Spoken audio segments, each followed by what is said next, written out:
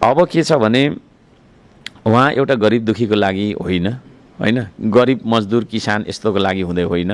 उहाँ प्लान बनाउन सक्नुहुन्न भन्ने कुरा महानगर सञ्चालन गरेर देखाएको छ। उहाँ पब्लिक रिलेसन गर्न सक्नुहुन्न है, उहाँ पब्लिक फेस गर्न सक्नुहुन्न। उहाँले तपाईँले इन्टरभ्यू उहाँको लिन सक्नुहुन्न, उहाँले उत्तरै दिन सक्नुहुन्न, होइन।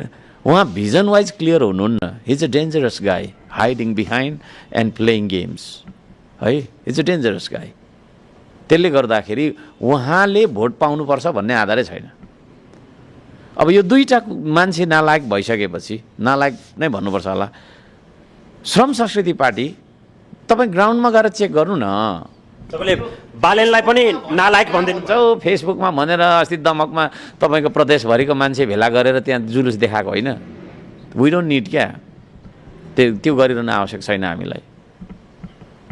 हामीलाई त्यो गरिराख्न आवश्यक छैन। त्यो ग्राउन्डमा गएर प्रत्येक घरमा सोध्नु न, त्यहाँ धेरै जसो तपाईँले 60% चाहिँ माटो चुनाव चिन्हमा भोट हाल्ने